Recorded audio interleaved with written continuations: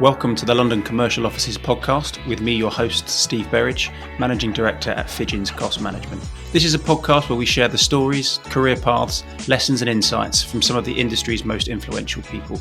Anything contained within our podcast should not be considered professional advice, and if you haven't done so already, please hit the subscribe or follow buttons to ensure you don't miss any of the amazing guests we've got coming up. It also really helps us grow the show. Thanks.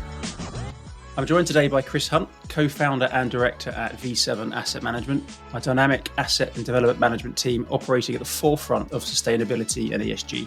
To date, V7 have transformed over 1.6 million square feet of workspace and saved over 50,000 tonnes of carbon by repositioning existing buildings and structures. That's the equivalent of nearly 30,000 return trip flights to New York. It gives me great pleasure to welcome Chris to the show. Thanks for having me, Steve. You're very, very welcome. Look, Chris, as you'll know, we like to take a step right back to the beginning with our guests to kind of find out what makes you tick and the journey that you've been on to kind of work out where you are and why you are where you are. So if I could take you on a trip down memory lane back to a young Chris, were you always destined to end up in real estate?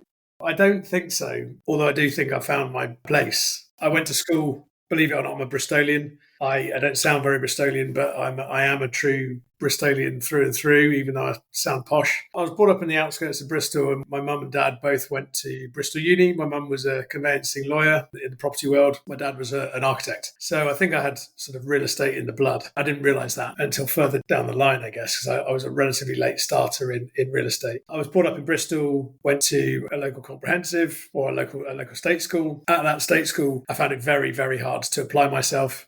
I was sort of drawing pictures of cars and houses in maths and that kind of thing. So I found it really difficult to apply myself. And actually, there was a bit of a wake-up call when the headmaster turned around to my mum and essentially said, look, Chris is a nice guy, but he finds it very hard to apply himself. And therefore, the best you can hope is that he grows up a gentleman. That killed my mum, I think. And also, I was very young, but I think it probably lit a fire in me to go and prove the guy wrong. And what was that? Was that because you weren't interested in traditional ways of learning? You wanted to get out and start work? What was that cause for that lack of interest? I think I was 6. So I don't think I wanted to get out and start work, but I do.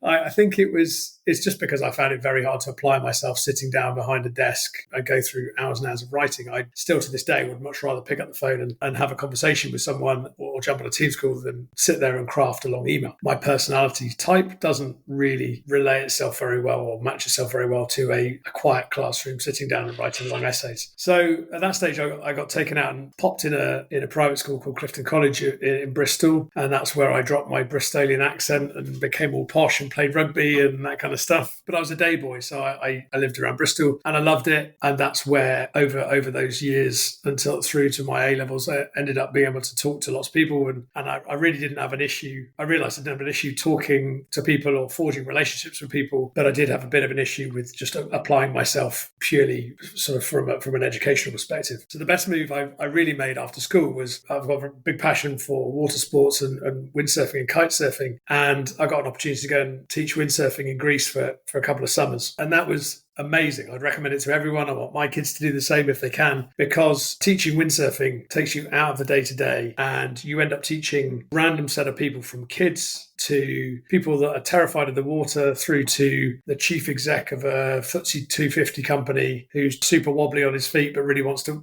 windsurf or kitesurf. And at that stage, I realised I knew my topic. I could teach anyone. I could talk to anyone. I could have a beer with them after in the bar. And it just gave me that extra level of confidence in terms of my communication skills and really playing to my strengths, which is really around winning others over, getting people to come on the journey, sort of a bit of fire starter and getting things going, especially with windsurfing, for example. That's what everyone wants on holiday. Come on, you can do this. Let's go and learn. I've never tried. I've always wanted to. You're missing out. Came back from there. Then it was uni time. I applied to loads of unis. I must admit, I didn't do very well in my A-levels. How well is not very well? I got 3 Ds, which again just comes down to basically not applying myself. I didn't really do much vision. It was a bit underwhelming, but I ended up going to Cardiff Polytechnic or UWIC. And at that stage, my dad had actually pivoted from traditional architecture into designing golf courses. So my dad set up a business many, many years ago developing golf courses. And my natural reaction was to go and work for him and eventually take over his business. And I would be the sort of sales guy. So I went to uni and I ended up doing a very, very wishy-washy degree, which was called Recreation and Leisure Management. That was in turn shortened to Rec and Leisure Management, which was then changed into Sex and Pleasure Management, because we basically did no work and had a huge amount of fun. We've just found the tagline for the podcast. There we go.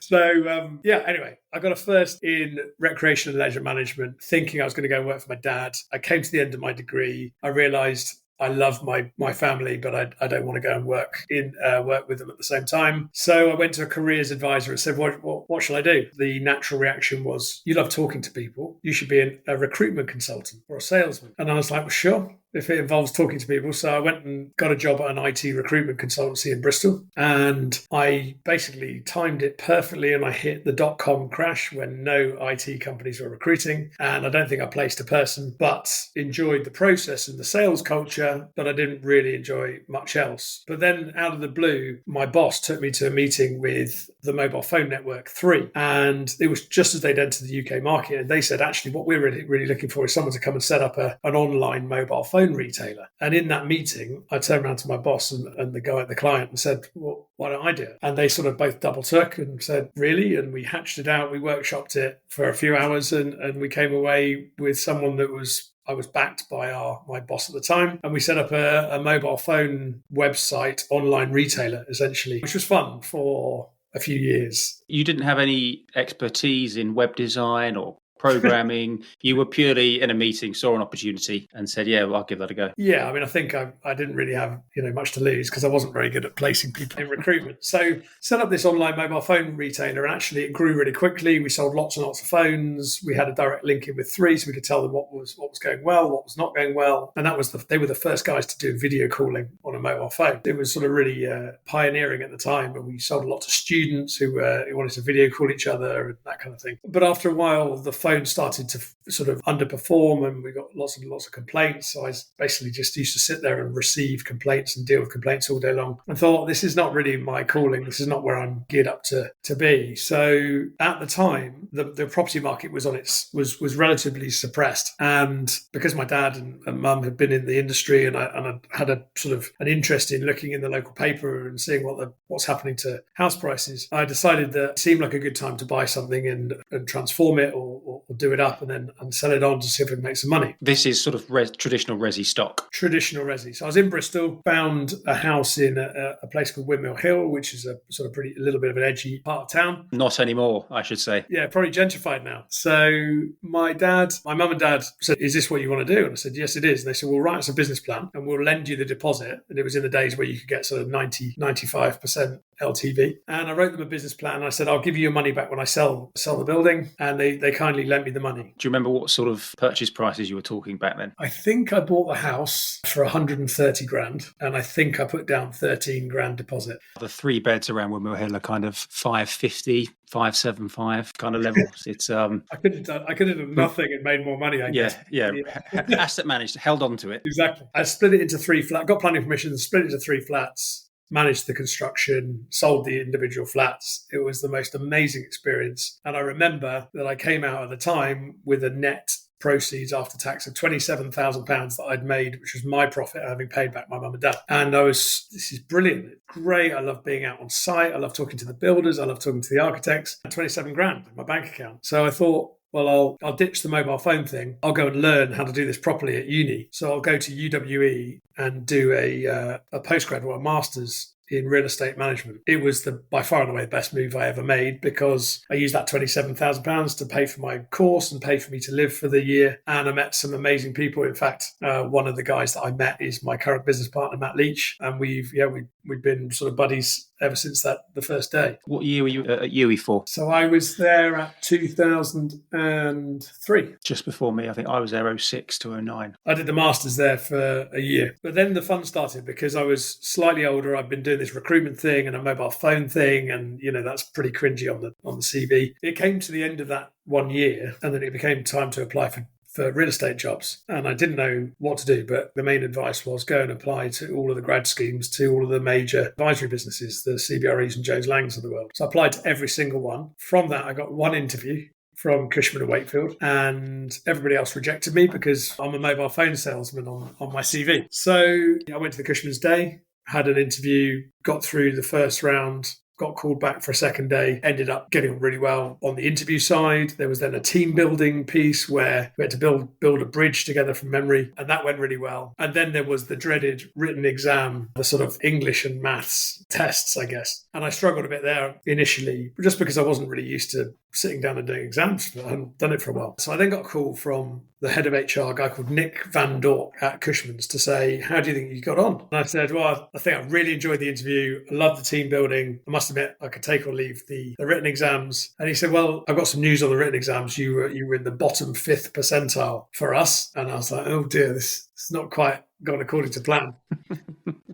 But we did really love you in the interview, and we'd like to offer you the job for the grad scheme. And I remember there were 2,500 applicants and 20 places. And amazingly, I got on to the grad scheme, and they liked the fact that I was from a different sort of background, not very non-traditional. And they saw me as a leasing agent or an investment agent, someone that is, out there communicating and using their strengths. And I absolutely loved it. I loved the grad scheme. I loved Cushman's. I loved the fact that they'd recognised me for my strengths rather than just going for a cookie cutter kind of person, and went through that grad scheme at Cushman's for 2 years in leasing and then investment, funnily enough, and worked with some amazing people, most of which I'm in daily contact with now, bizarrely, and gained some amazing experience in learning how to let a building, what kind of building lets, how to attract tenants, the real sort of the nitty-gritty behind what I do now is our buildings are no good unless they're full of tenants. So you have to know the fundamentals around how to fill these buildings. In the same breath, on the investment side of my second rotation, I was learning how to buy buildings and sell buildings and understand the dynamics and also the financials and be able to cash flow these opportunities. My time at Cushman's was amazing because it taught me what sort of buildings let and how to let them. I could buy them and sell them. But the bit I was missing was how to actually deliver or transform these buildings. And that is the whole premise as to why, I'm doing what I'm doing now. So whilst I was on the grad scheme, in fact, even before the grad scheme, my dad is very sort of straight talking. He said, draw yourself your career on a piece of paper. In terms of vision, where you want to be. Yeah. And so I drew time along the bottom and sort of position down the vertical axis and said income up the left hand.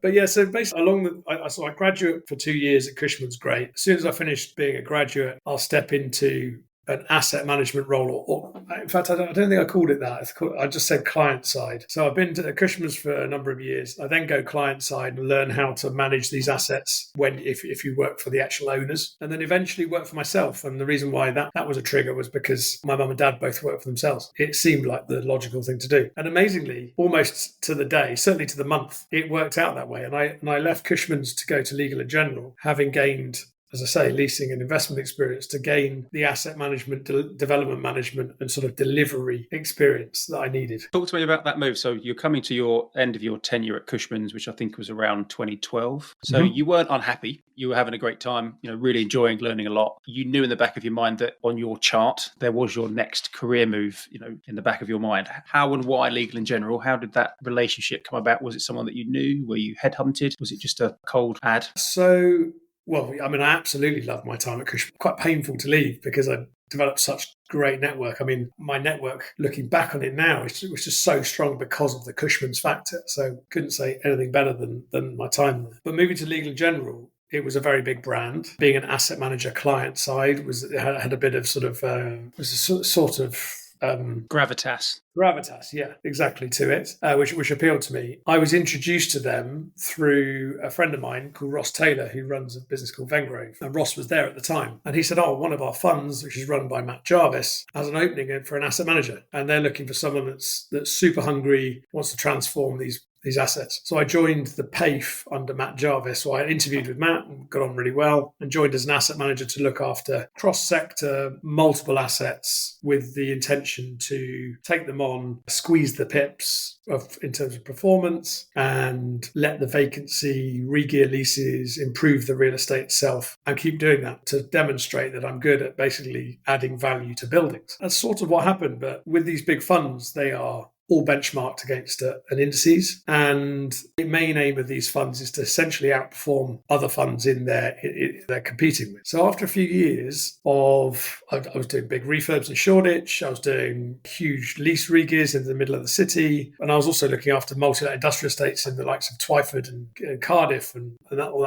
those kind of areas. What I realised after a couple of years is, firstly, I was given a large number of assets, which is fine, but I preferred to work on a small number of assets intensively. And secondly, what I realized is when you're benchmarked against an indices, as per these big retail funds, this isn't their fault, but they tend to lose sight of is what they bought it for, how much they've spent on it, what they've sold it. So after a few years, when my chart told me I needed to go out and work for myself, I realized that the role for me was going to be an asset and development management role, transforming buildings, but taking it back to the original bare bones of a deal. And that is, I buy it for 10 million, I spend 10 million on it, so I'm in for 20, I sell it for 30, I've done a good job. It's true fundamental property investment and development. So at that stage, funnily enough, Ross, who arranged the interview at Legal & General, turns out he's a pretty important guy to me now, because he's also just introduced me to a guy called Zak Veasey, who he met in the industry. And Zak is a one-man band asset manager. He's got a few clients, but it's not big enough to really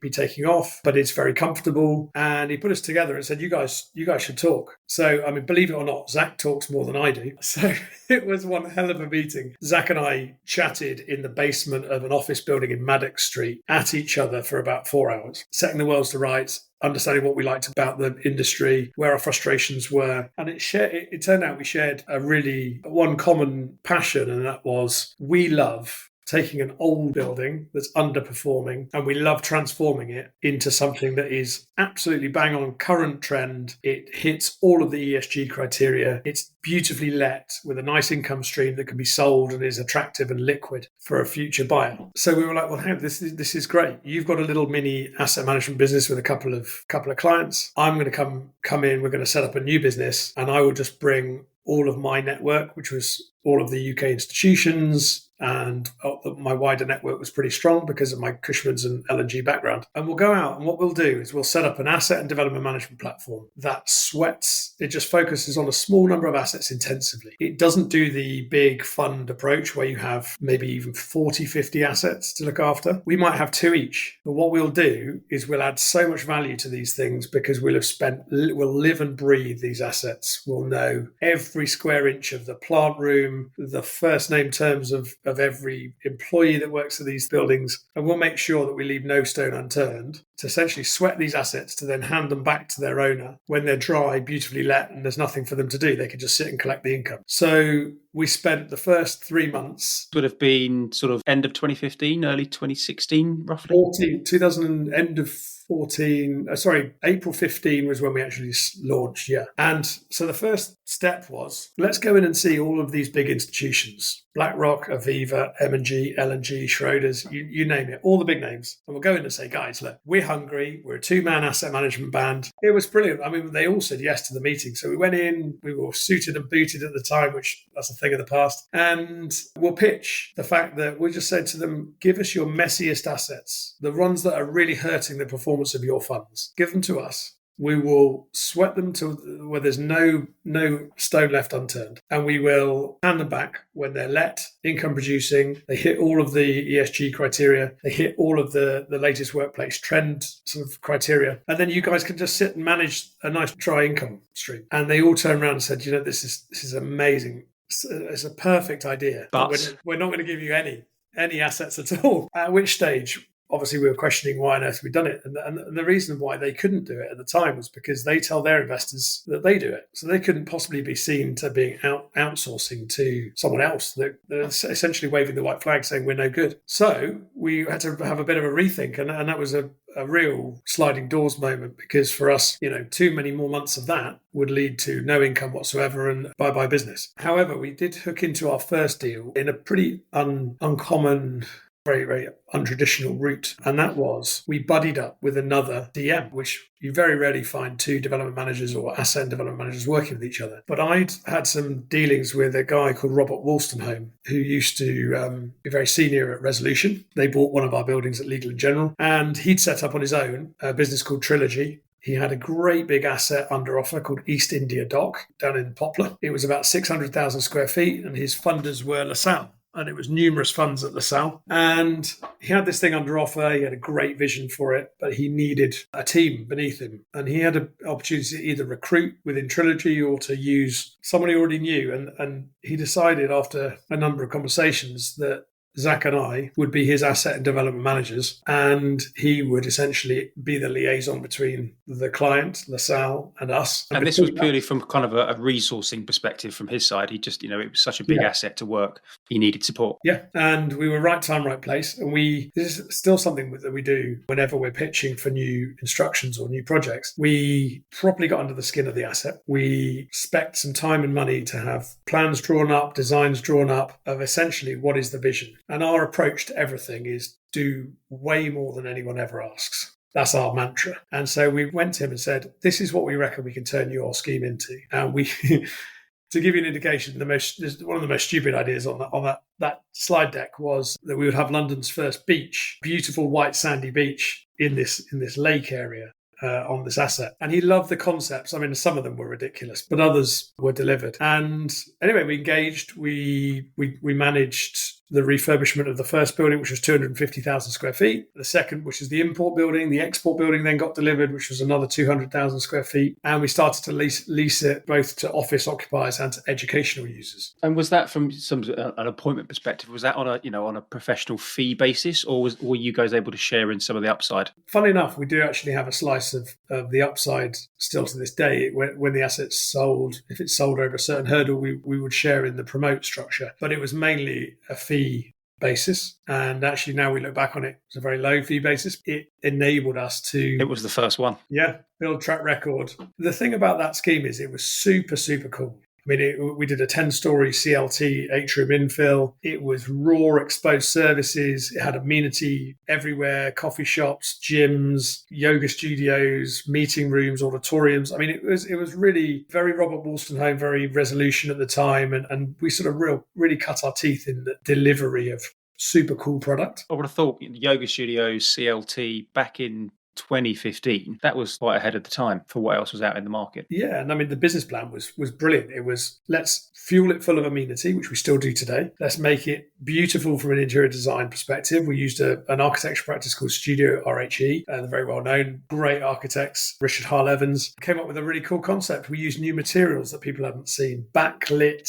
hexagonal plastic from, Jewson's is the first thing you see, but it looks beautiful. You'd never seen anything like it, but it's a 10 quid a sheet instead of this super glamorous, brushed steel and stuff that you see in posh offices today. So we created this thing. We let it well to educational users. It was perfect for London educational users who wanted a London campus. From the back of that, we then essentially beat our own drum and went to other owners of existing assets. And we said, let us help you on buildings that are either single let coming to an end of its lease, they're empty, there's some particular problem, perhaps it's an old building that underperforms thermally or from an energy efficiency perspective. And then it started to snowball. We did a few deals with Kames Capital that then became Aegon. We then really started to put the foot down, and we did a huge number of schemes with CBRE IM, who are still one of our biggest clients. And at that stage, we realized the way we sell ourselves in the market compared to all of our competitors is we are ground up. We're not a bunch of investment agents pretending to be a developer. We are guys on the ground that love transforming buildings. I think we're really good delivering asset management and development management services to owners of real estate, and that real estate is underperforming in one way or another. And that is the way that we've grown. We haven't run around calling ourselves V7 Capital when we haven't got any capital. We go to existing owners, every major institution you can imagine, and we sort of do the same pitch that we did years back. The same pitch as your first pitch that failed, except now you've got a back catalogue of experience and positives from previous clients. Yeah, and I mean, actually, over those years, the outsourcing model has become much, much more accepted. And now, if there is an expertise and we are niche, we have teams that operate solely in these sectors. So we're not jack of all trades. We operate currently in the office and industrial sectors. We have an office team, we have an industrial team, and they do not cross-pollinate. They culturally they do, but we would never put an industrial asset manager on an office scheme and vice versa, because they know their sectors, they know exactly what to deliver. And that, I think, has been one of the main reasons for our success, is that we know what we're doing in our silo. The business now works across multiple different platforms and clients, from private equity to a UK institution to family office and high net worth. And we deliver schemes both on an asset management and a development management basis, either because we've found the deals and taken it to the right equity source, or because we've approached somebody who's got an underperforming asset who needed assistance to turn it around. Now we find ourselves with a really good track record, UK-wide, very quickly growing in London now, which is great. It's been our main focus for the last 24 months. We really now get to focus on our core values, and our core values are very, very simple. Everyone says they're into ESG, but we genuinely feel like if you cut us open, you'll see we'll bleed green. I mean, we believe that retrofit is by far and away the best way to go. So what you don't see from V7 is enormous town centre regeneration, new build projects where we're just knocking down buildings willy-nilly. What you see with V7 is very precise and careful repositioning of existing buildings where they can be repositioned. I mean, we have one in our portfolio that sadly cannot be repositioned. The fundamentals of that building are just too poor, and that is going to have to be torn down. We will make sure that we reuse any of the existing material that gets taken down and put that into something recycled. So we're now in a position where we recycle existing buildings and frames. We try and retain every element of carbon, ounce of carbon that we could possibly retain, while still being able to achieve a best-in-class building through repositioning. So retrofit, usually almost certainly it means that we retain the concrete frame. Quite often it means we retain facades or part of facades. And then it's a full-blown transformation. So we will inject as much amenity as possible. We will ensure that the thermal performance and energy use intensity for those buildings going forward will be super efficient, which means the heating and cooling load on the building will be lower. We make sure we decarbonize buildings and make sure they're fully electric, and try and acquire our energy through renewable resources as well as green tariffs. And by doing all of that, the end product happens to be more in demand and more valuable than one where you haven't had that care and attention for the environment. So it's a great byproduct to be doing things for the right reason, creating a green legacy. And actually, funny enough, at the end of it, it's worth more than it would have been if you just did a normal job. Absolutely. Do you find, obviously, as you say, the ESG is a far more topical issue now for occupiers and for the clients? Have you always, as a business, had that ESG focus? And if so, because there is a cost associated with that. Back in the day, 2015 onwards, was that a bigger struggle for you as a business to push that agenda versus where we are now? It was bigger. I mean, I think, have we always been as focused as we are now? The answer is probably no. When we first started, we were incredibly conscious of it, but probably didn't know how to deliver it. Because back in the day, there were no sustainability consultants advising you on carbon. We would embrace things like EPC and BREEAM where we could. We would question, and Zak and I, and now the wider team, we're all the same. Everyone's curious. We always interrogate and question every part of the design process, which, if you think about it, that's the crux of ESG for me, is forget the badges. I mean, some of the badges are great, but the crux is, can you use less carbon in a building than otherwise intended? And if you ask all of the major designers, architects, architects, project managers, structural engineers, what shall I build? They come up with a design. It looks great. It probably performs brilliantly. But during the design phase, interrogate, can we get rid of any steel from this design? Oh, yes. Well, actually, we can flex this and we can make this beam slightly smaller if we do this X, Y, and Z. Or we can use a lighter weight structure above and perhaps CLT slabs that lighten the load and therefore the beams need to be smaller. Great. Can we use less light fittings? Oh, yes. Well, actually, we can up the lux levels on certain lights and we can actually use fewer fittings. But we don't have to buy as many. Funnily enough, it doesn't cost us as much. So it's just cheaper as well. It's a win-win. So for us, we interrogate and we have developed our own strategy, and it's just very simple. It's use less, waste less. So we use as little material in our buildings as possible to produce a best-in-class building, which then means we waste less. And from a carbon perspective, that means that we track everything. We benchmark everything. If you go to our website, you'll see how much carbon we've used versus how much carbon we've saved. Hardly anyone, well, I don't think anyone really talks about how much carbon they've used. It's not something you usually promote, but through transparency and helping the industry and trying to really push the boundaries in terms of, right, guys, look, this is how much carbon we've used in our development. Please help us. Tell us how we can use less. What methods are you guys seeing that will really help us use as little as possible? So obviously our knowledge, going back to your original question, it's got better and better and better over time. I mean, we've been going 10 years. And now I would say the first appointment is a sustainability consultant. The first word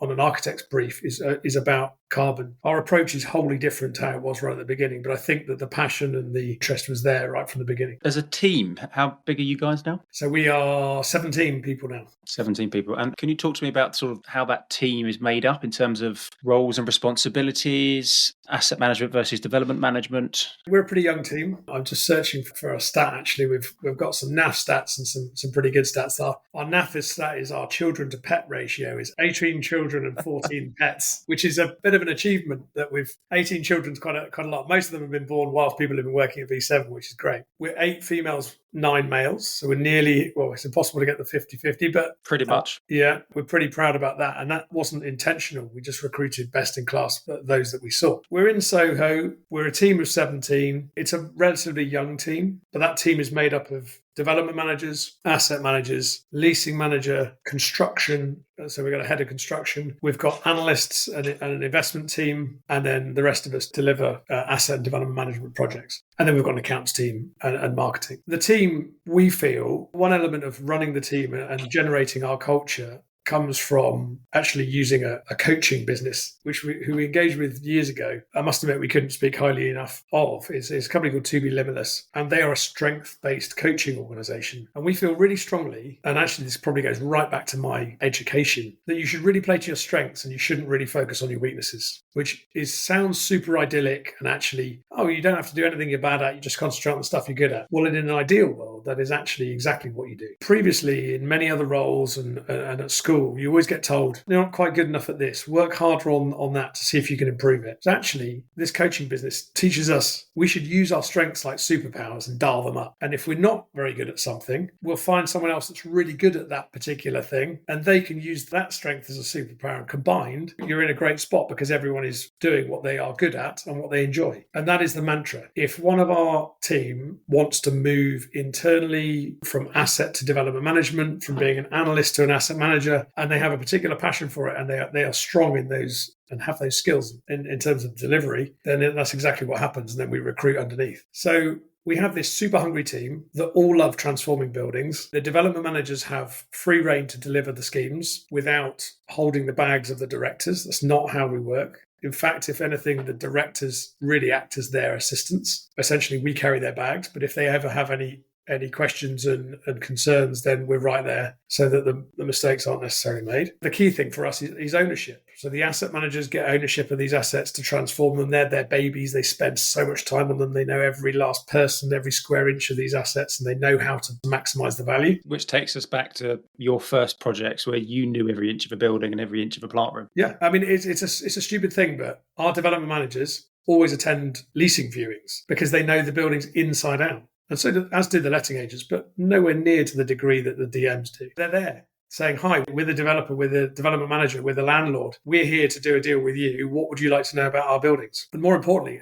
is there anything in our building you don't like that we can sort out and fix, ready for your occupation? And now we find ourselves with this really forward-thinking, progressive green team looking to transform buildings and just leave little green dots all around the UK. We've started doing that in industrial as well as offices. We now look after over 500,000 square foot of industrial stock, where we're, again, transforming existing buildings. We haven't yet had to pull down an industrial building, but we are recladding, using more greener materials, saving carbon, making these spaces a much more pleasant place to work, introducing the ESG criteria and factors into those assets to essentially future-proof them. And our next plan is to do the same with living and hotels. But that's probably for another podcast. Yeah, exactly. I think that's a really sort of a nice natural way to draw this to its conclusion. But I think looking ahead then for the next, let's say, 12 months, what are you excited about as a team, as a company? What are you focusing on? How are you personally set against your career chart that you mapped out those many years ago?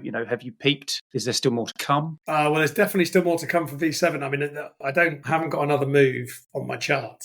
So I think that the guys at V7 are stuck with me. But the place for us, I think 2023 was a year to forget. It was a boring year without going on a huge rant. The majority of the public services are broken. I mean, the planning process is totally broken and still is. There's no staff. They're slow. They're difficult, they're not progressive, and we now find ourselves with super slow planning time horizons and determination dates, which slow the whole development process down. So 2023 was a shocker. Good to get rid of it. 2024 started with a bit more pace. The thing that we're most excited about is that we see this as the buying opportunity of our lifetimes. We see values coming down, and we're now at essentially the same sort of values as we were at the bottom of every other recession any other deep recession that's been. So we now see, yes, most people are nervous of offices because of COVID, but occupation statistics are trending upwards. More people are coming back to the office, especially in London. We feel like values are super low, build costs have stabilised, rents are going north because of lack of supply. So the thing that we're most excited about right now is delivering quality buildings in a supply-restricted market. And we believe that our investors could do as well as they've ever done if they buy with conviction in the next 6 months. So we're gearing up to buy a lot of central London buildings, but it's not just on the buy side, it's also helping out owners of existing buildings where perhaps leases are coming to an end, they're EPCE, they're underperforming. Let's have some certainty. Let's